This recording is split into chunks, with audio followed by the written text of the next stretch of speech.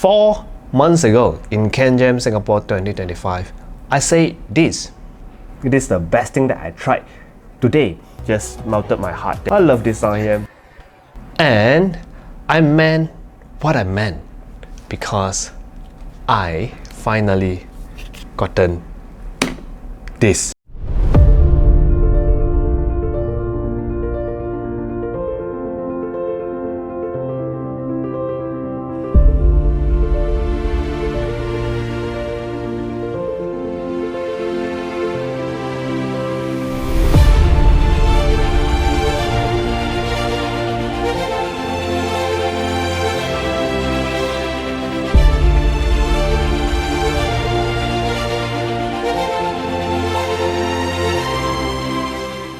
This is the 7 Acoustics Asteria. Hello guys, it's Jordan from Jordan Review. Welcome back. Today we shall be talking about the Asteria from 7 Acoustics. A really high priced IEM flagship, but I love it, man. So let's talk about this. I think this video will be pretty long because it's unscripted.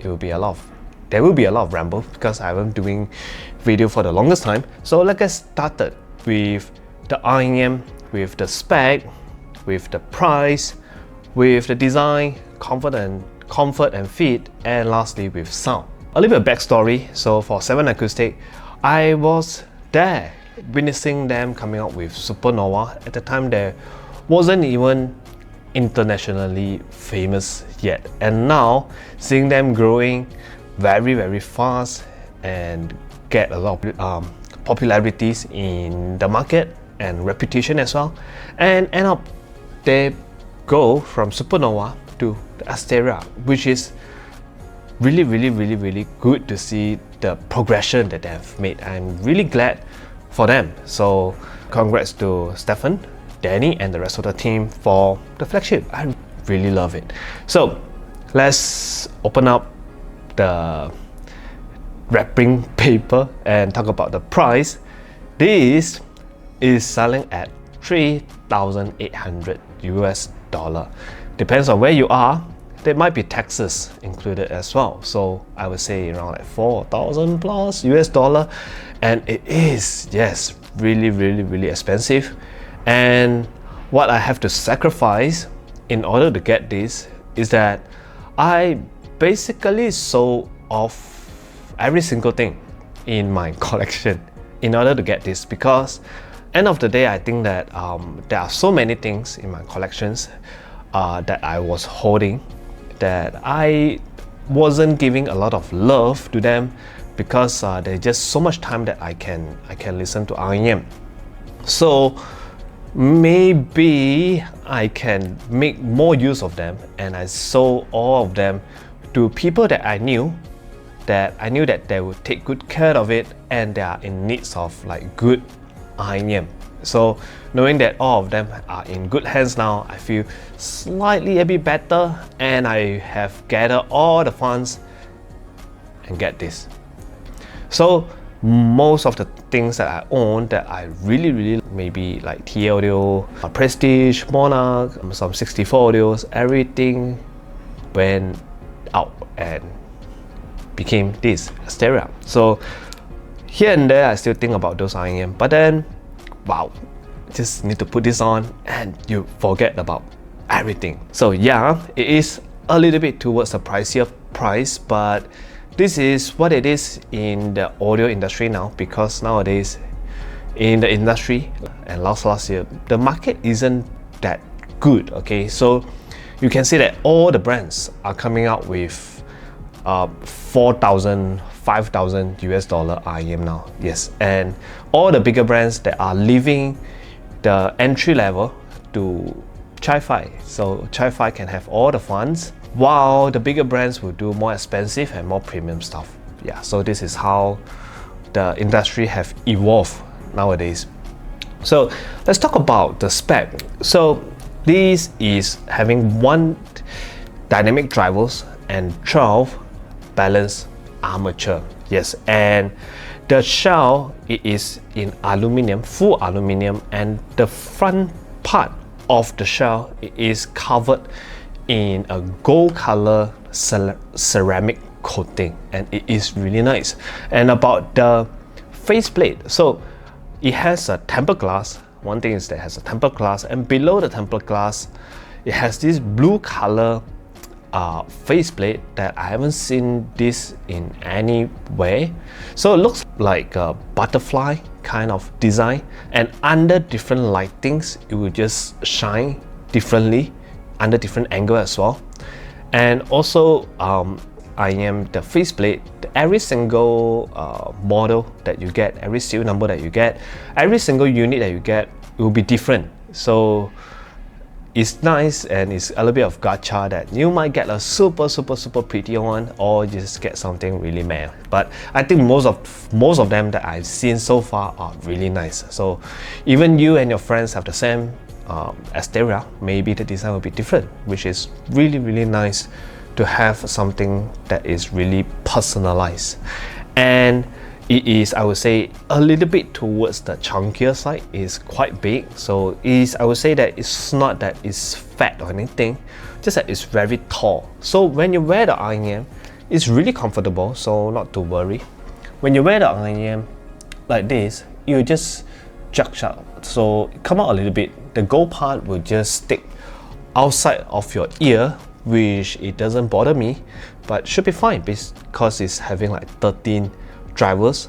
And one thing that maybe some of you might be interested is that, does this IEM have like driver flags? No, it don't, because they have this very big vents over here at the back. Basically they have like 6 vents, small little vents hole at the back of the IEM, and they have 6 of them, not 1, 6. So there isn't any driver flags or like pressure build up, so it's a really good and comfortable IEM to wear, at least to me.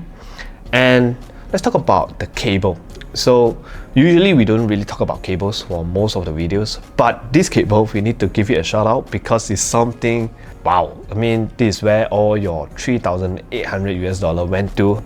Everything has to be premium, right? So as for the cable, it's like this, okay? And the barrel is really big, solid, chunky, in gold color, matching with the theme of the Asteria. And this is a bespoke cable made from Astral. Yeah, so Astral Acoustics is a cable brand from Hong Kong, and they have this really famous cable called the reference silver. Yeah, I always like to call it the silver reference, but it's called the reference silver. So it is slightly altered in a way to match the tuning of the Asteria, but the material, everything else is actually the silver reference and reference silver. Yeah, it's a really quite expensive, I would say. It's around like $700 for just cable alone, but it's really solid, and it's, yeah, good that they have included this into the package, not just some normal ordinary cable, which is wow. And let's talk about the sound. Yeah, finally. So let's talk about the sound. So sound wise, I would say this, if I were to give it like 3 words to like describe the Asteria, first word that comes to my mind is coherency. Yes, so weird. You don't hear this out there. Yeah, no one talks about coherency. So first thing is it's very coherent. The next thing is that it is very smooth. And the last thing, it is technical. So if I were to only be able to talk, I mean, say 3 words about this IEM, this would be the 3 words that come to my mind straight away when I listen to it. So in terms of like, for those of you who like graph, I'm not sure whether did I measure it somewhere, so I will put it here somewhere, the graph here. So it's, to me, sounded neutral with a little bit of bass boost and super extended treble. Well, it's not peaky treble. Extended treble means your treble don't roll off the graph. It goes all the way. So you can only see this in something like Symphonium IEMs like Symphonium Crimson, Symphonium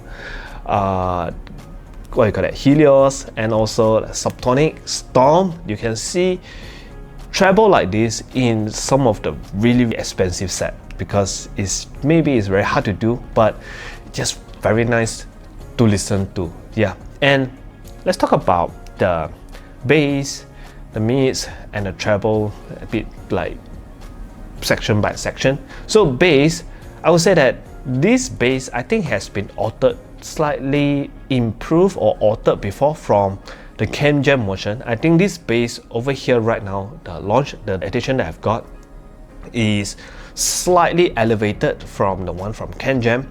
I don't mind the Cant Jam version because I'm not a bass head, but now with slightly increased bass, not like a lot, I think they increased like 2-3 dBs, I guess. Just a little bit, it makes this IEM very engaging to listen to when you listen to like bass drum, kick, and just very nice to listen to when it comes to like a lot of punches. It's just very rumbly, and most of all, the thing that I would still like to thanks is that the bass is very nicely, have this very nice bass, but it doesn't like cut off at the mid bass, just go like glide very smoothly into the mid range, which makes everything felt like one. Yeah, which is something that they are really good at doing, coherency. So I want to talk more about this coherency thing because I think this is the main focus of the Asteria, is that the whole IEM felt like one. Yes, felt like one driver.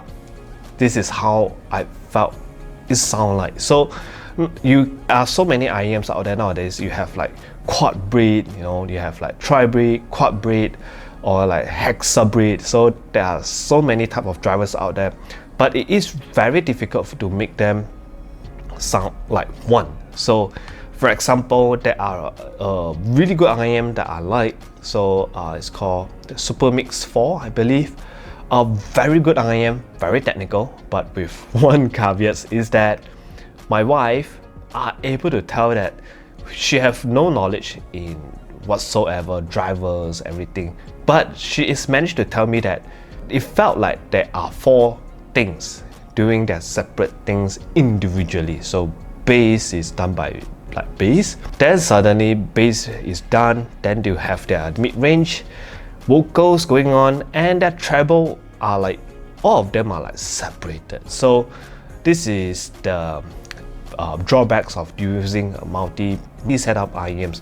But in the Asteria, even though they are using like 12 balanced armature and 1 dynamic drivers, it's still so smooth and so coherent that I felt that all this can be done like using 1 driver, dynamic drivers, that kind of feeling. So, and the timbre of the Asteria, it doesn't feel to me that it is a very heavily BA timbre IEM, although despite having like 12 balanced armature, it's just very smooth, and like I said, just felt like a drivers.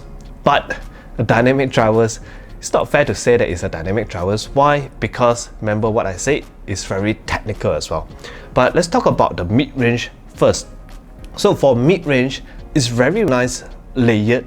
So for all your instruments, like especially guitars, it's very nicely layered and it's also highly technical. So you get your resolution, you get a lot of details, until there was this song that I was listening to for like the longest time, for like a few years now. I just said the word that every one of us say all the time, is that I never knew that there was this thing in the song, which is when the guitar strum. Yes, guitar is very nice in J-pop. Wow, there are a lot of guitar, electronic guitars and all. But the first time I heard guitar pick, yes, there's something really small that I never thought that I can hear this. Because in some songs, yes, you can hear guitar picks because they just strum it. Like acoustic song, maybe you can hear the guitar picks. But in like J-pop, the most chaotic thing ever, you can hear guitar pick. I'm like, wow, there is a guitar pick in this song, which make me super excited, and like notice that the resolution on this IEM is like wow. So instruments on this Asteria is very nicely layered, as I said, and it's very full, the note weight is very full, and I would say towards the thicker side because it has like everything. So I don't like the thin kind of mid-range, like from Moondrop, very thin kind of sound, not my thing. So here is very nice, and you have a lot of things going on. And as for vocals, yes, vocal, I stand by my point that it melted my heart, like it did way back in Cant, Singapore in April. Just melted my heart. So still, female vocal here is not the kind of IEM that is super intimate, that sing in your face.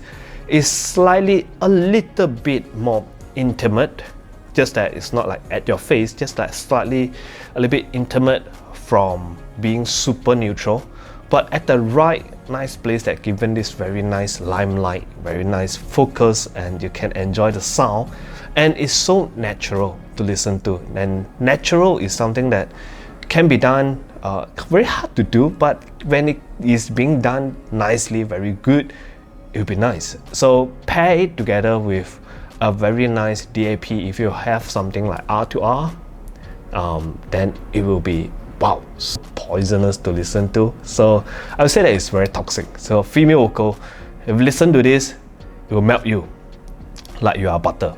But actually the ones that is a butter is at the IEM. It's just buttery smooth and very nice to listen to, especially when it comes to female vocals. And as for the treble here is, like I said, is super extended all the way to the end. If you measure it, you can see that it's all the way to the end. But if you listen through here, there isn't any peak. If you look at the graph as well, you can see that there isn't any peak because nothing really bites my ear. There's no sibilance, there's no peak.